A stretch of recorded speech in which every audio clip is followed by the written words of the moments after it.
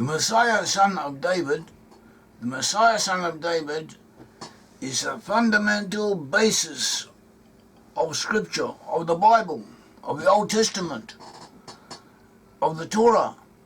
Everything is built on this, directed towards it. This is one of the foundations of faith, the belief in the Messiah, son of David. The Messiah, son of David, represents not only a specific individual, but a movement, of processes, an historical process that will develop, that will come to fruition, whilst it is feeding on, coming out of, being developed from currents, historical currents, one could say fields of consciousness that have been going on for centuries beforehand. And there's a Messiah, certain elements, certain developments that will come to fruition in the time of the Messiah, son of David, but that will already have begun before him. There's also the Messiah, son of Joseph. The Messiah, son of Joseph will have prepared the way for the Messiah, son of David. Some of the attributes and the processes attributed to the Messiah, son of David, will begin to take place in the time of the Messiah, son of Joseph, who will come before him. And the Messiah, son of David, as if to say, will bring them to completion. And we don't know how these things will come. Maimonides, the great Jewish sage, Maimonides, 1138, 1204, as he wrote a book of Jewish law.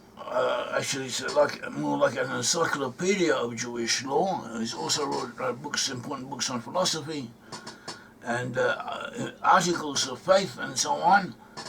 And he was a very important person, a great man in his own right. He was, his profession was a physician. He was the physician to Salah ad-Din. Salah ad-Din was the ruler of Egypt and the area of Syria at that time, and Salah ad-Din fought in the crusade against King Richard of Lionheart of England. So he was,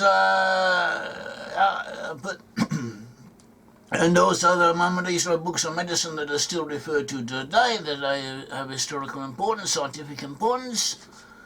At all events, he is known more for his religious commentaries, and he distilled the essence of laws of contemplation in this work of his, and he says that no one knows how the time of the Messiah will come about. No one will know until it actually comes about. How it will come and how long it will last and all the details we will not know, but nevertheless we have indications in the Bible. And even though he himself and others dissuaded people from delving too deeply in this, taking this too seriously as if spending too much time on this subject, it is a fundamental aspect of belief. And you have to know something about it in order to believe in it. And also, this knowledge has an element, a dynamism of its own that helps it bring to fruition. Part of believing in it is knowing about it and working along the lines of it. That is an important point. So one of the sources concerning the Messiah, son of David, is Isaiah chapter 11 and chapter 12, a few verses after that. And this chapter 11 in Isaiah describes the future Messiah, son of David. And he says in 11:1, there shall come forth a shoot that is an offspring from the stump of Jesse. Jesse was the father of David. The root, that is the source, the root of Jesse, Jesse the father of David. And a branch shall grow out of his roots. So this is speaking of the future Messiah, son of David, the son of Jesse. Yeshai in Hebrew. 11:2 says, and the Spirit of the Lord shall rest upon him. The Spirit of God shall rest upon him. The Spirit of wisdom and understanding, the Spirit of counsel and might, the Spirit of knowledge and the fear of the Lord. So this Messiah will be a human being, but he will have spiritual and other powers beyond those of other people. He will have supernatural abilities, that he will be human all the same. 11:3 says, and his delight shall be in the fear of the Lord. He shall delight, he shall take pleasure in learning the will of the Almighty. He shall not judge by what his eyes see, or decide by what his ears hear. He will develop the ability of insight into the hearts and souls of other beings. He will see things, he will intuit things, he will know things.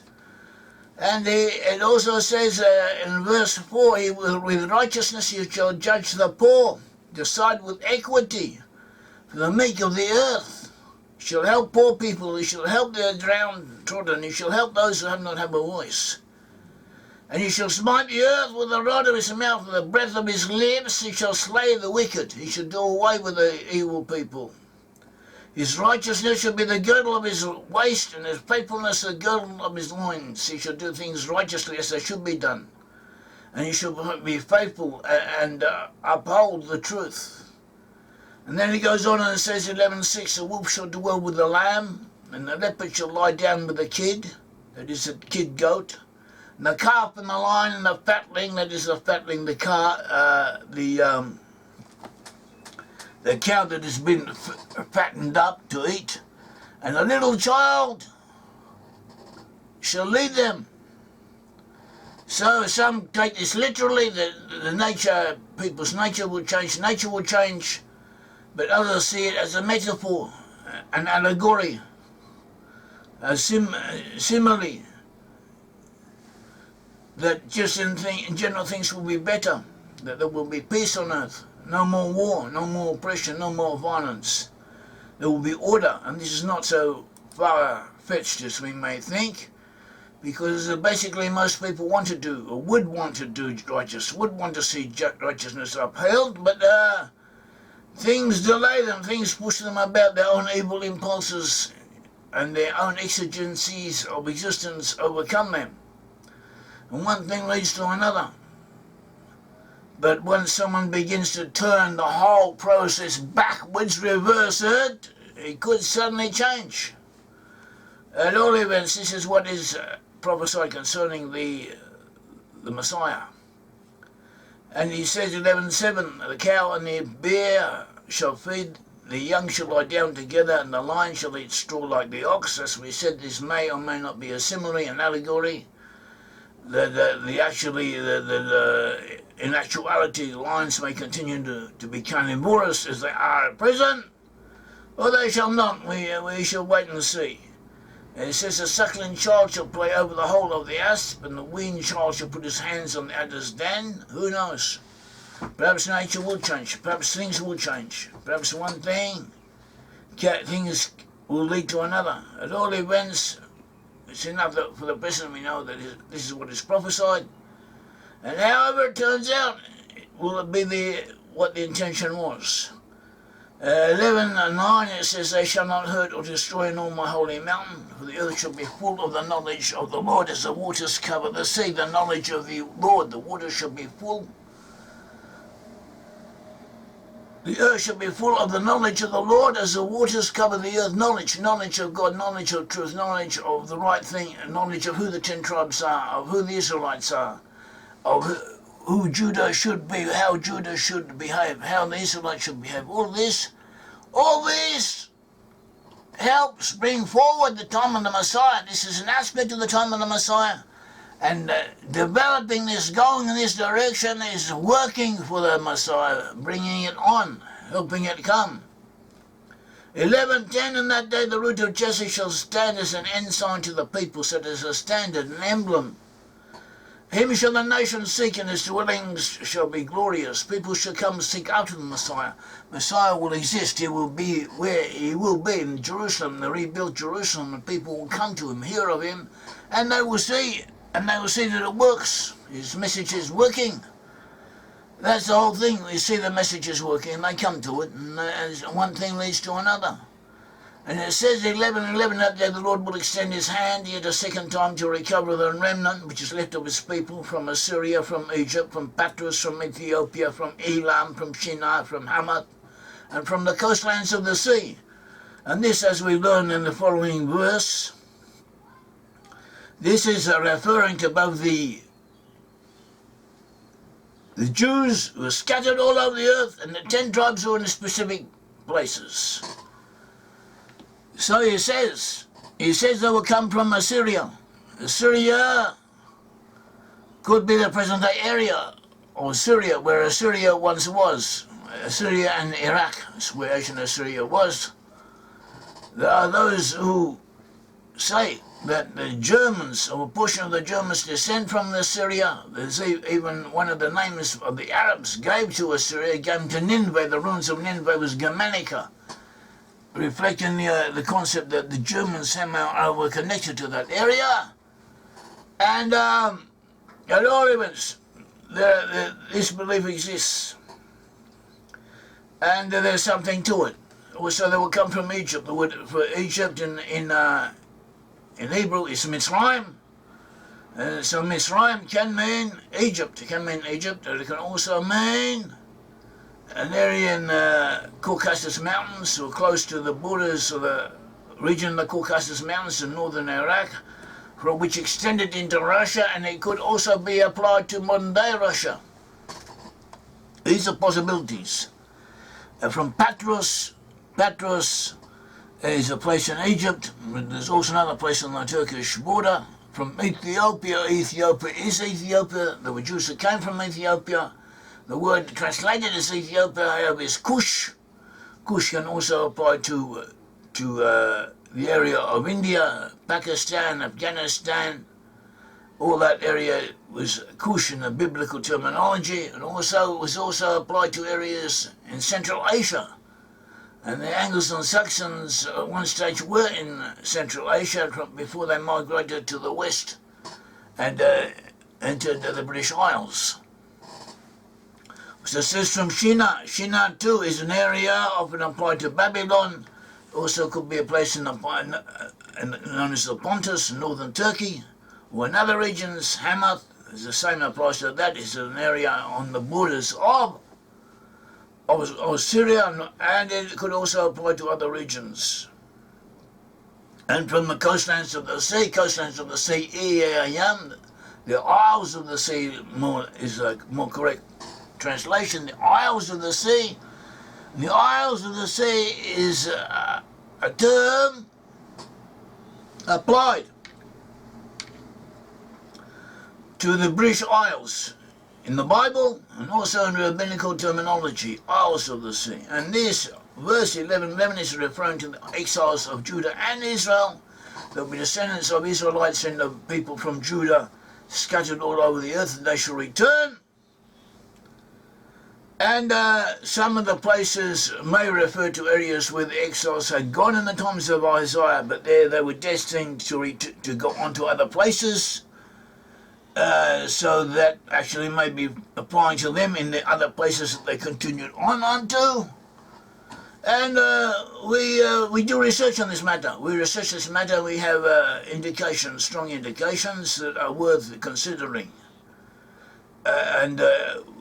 Like we have something to base ourselves upon. We identify the lost tribes with peoples in Western Europe and those descended from them, from Finland, Sweden, Norway, Denmark, from the Netherlands, from Belgium, from France, from Switzerland, from the British Isles, Ireland, Scotland, Wales, England.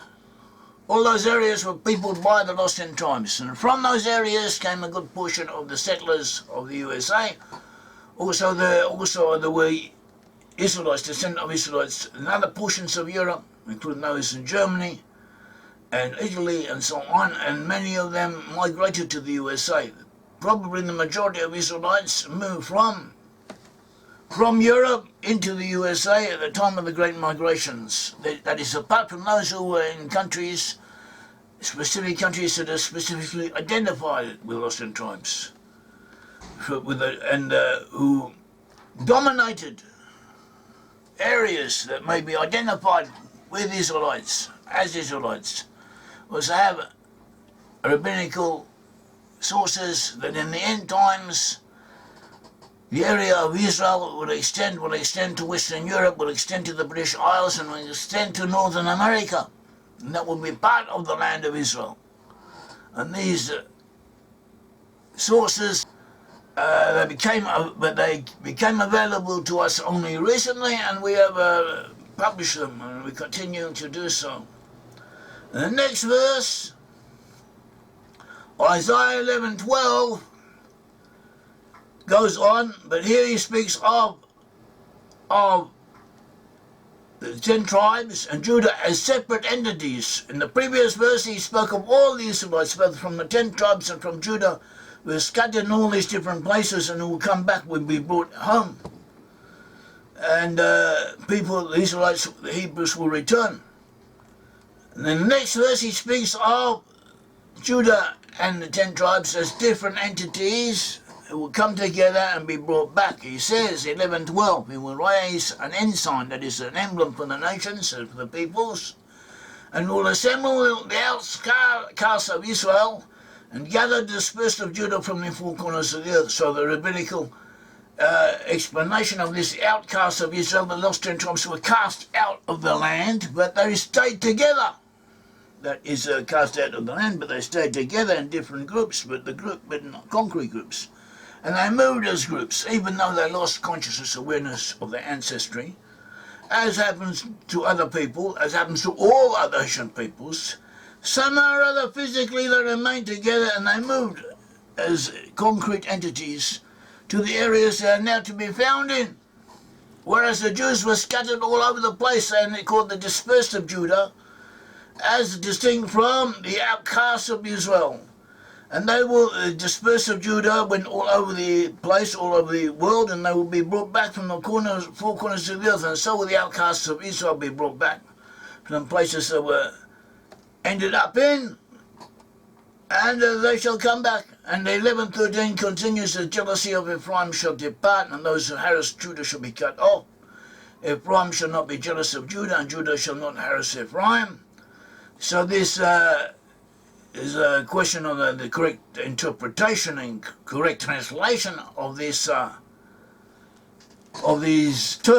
terminology used here. Chinat Ephraim, jealousy of Ephraim, also means the fierceness, the zealousness of Ephraim, and the antagonists of Judah. They will be cut off. Isaiah 11:13 says, jealousy or the zealousness of Ephraim, Chinat Ephraim, and the oppressors of Judah will be cut off. So this actually could be interpreted to say those who will be jealous of Ephraim, the enemies of Ephraim. The enemies of Ephraim, Chinat Ephraim, those who are jealous of Ephraim. Ephraim, we identify Ephraim with the tribes of Joseph, Ephraim and Manasseh, and they became dominant amongst the English-speaking peoples, such as the British Isles, the USA, Canada, Australia, New Zealand, other places. That is Joseph, Ephraim and Manasseh. Ephraim and Manasseh to be found in both those areas. The British are dominant in the British Isles, whereas Manasseh was dominant more in the USA. At all events, those who were jealous of Ephraim will be cut off, and so will those who oppressed Judah be cut off.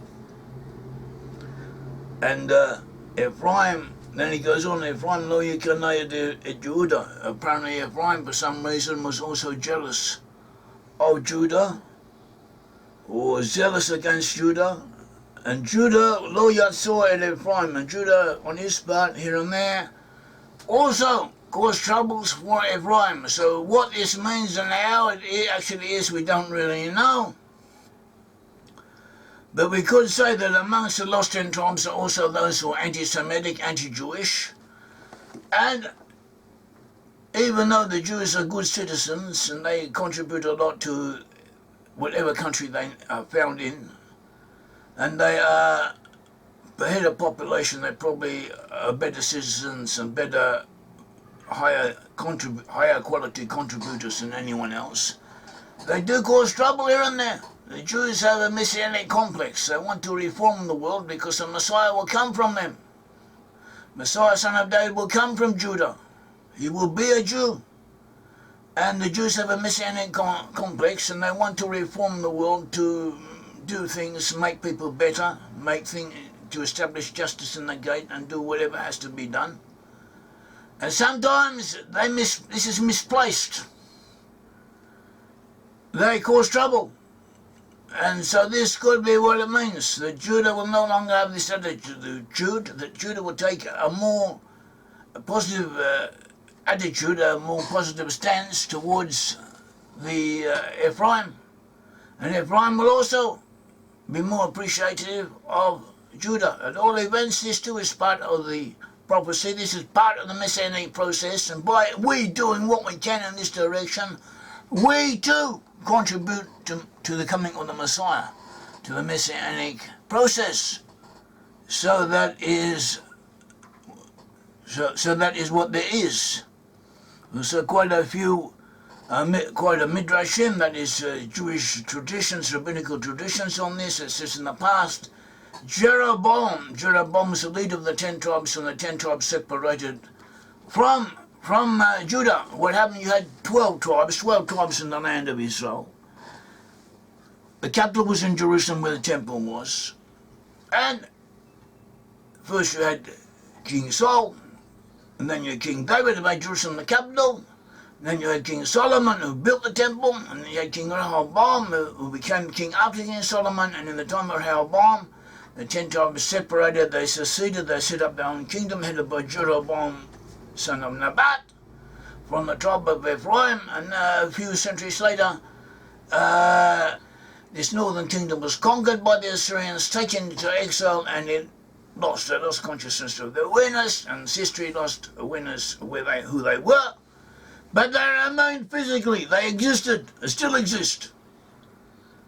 And so the Midrash is saying the past Jeroboam, the son of Nebat, that is the leader of the 10 tribes when they separated from Judah. He was from Ephraim. He hated King Jeroboam, the king of Judah, who was the king of all of Israel, but who was from Judah. And there was controversy between them, the Midrash says. In the future there will be peace between these two anointed leaders. In the end times, in other words, in the end times there will be a Messiah, son of Joseph, and Messiah, son of David. Messiah, son of Joseph will head the 10 tribes. The Messiah, son of David, at first will head to Judah, and eventually they will unite one with the other. As it says, and there will not be antagonism between them. As it says, the envy also of Ephraim shall depart, and the adversaries of Judah shall be cut off.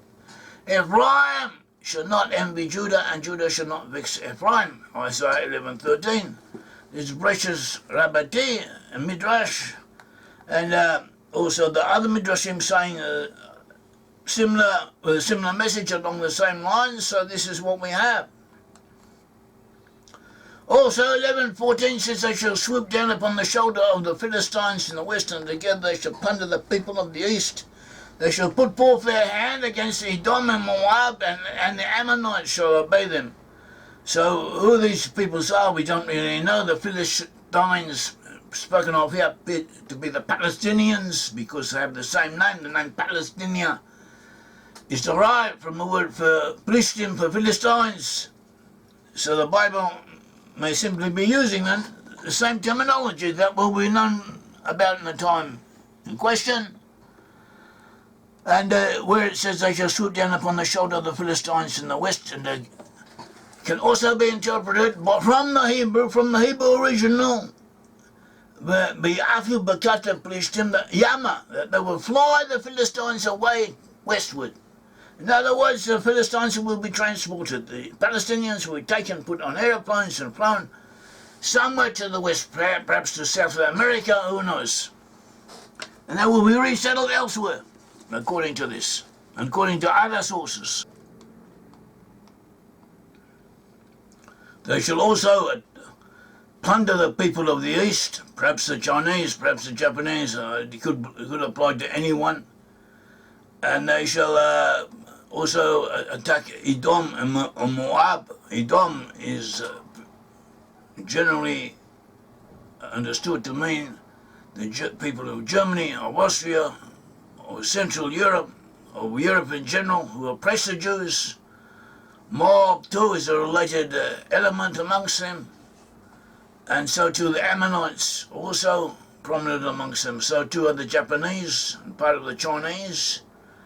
So we will see how things turn out. It could be anyone, but it's more likely to be those for whom we already have evidence associating these peoples with specific entities. So this too is part of the knowledge concerning the Messiah, concerning the end times, that we need to look into, analyze, and bring to general awareness. And then it continues, it says that the Sea of Egypt was split, and then they will pass over dry shod. Whatever this means, we will wait and see, but this too could happen. And it could refer to the region of Suez, or it could refer to the Bosporus, which is an area linking Turkey to Europe. According to, there's a tradition in that direction. And this sea barrier will split into 7 channels, and the 7 different areas of exile that were listed in Isaiah 11:11, the exiles will return through these 7 different channels. And how this will be, we don't know, but it will come to pass. Also, it says 11:16, there will be a highway from Assyria for the remnant, which is left of its people as it was for Israel when they came up from the land of Egypt. And this is referring to the 10 tribes. The reference to Assyria is referring to the 10 tribes who were exiled by Assyria. As the commentary Maimonides mentions. And then we have a continuation of this section in chapter 12 of Isaiah. In chapter 12 of Isaiah 1, it says, "In that day thou shalt say, O Lord, I will praise you, though you were angry with me, your anger is turned away, and your compass me." And sometimes when we are punished, angry with me, and we realize we are being punished, and turn back to God and ask mercy on us, we should be grateful for the punishment if the end result is worth it. When we see that the end result is worth it. And there's no sin that cannot be forgiven. We have to turn back to God, and God will help us. Isaiah 12:2 says, "Behold, God is my salvation, I will trust and not be afraid. For the Lord God is my strength and my song. He also has become my salvation. God is my salvation. God can do anything." Therefore, Isaiah 12:3 says, "Therefore rejoice, you will draw water out of the wells of salvation."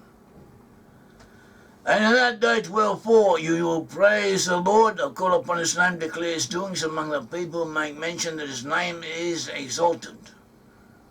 Sing unto the Lord in 12:5, for he hath done excellent things, just known in all the earth. And Isaiah 12:6 he says, "Cry out and shout, hamlet of Zion." Zion usually refers to the region of Jerusalem and to Judah. "For great is the Holy One of Israel in the midst of you." Also, according to some sources, Zion, in some cases, may represent Joseph. It all depends upon the context.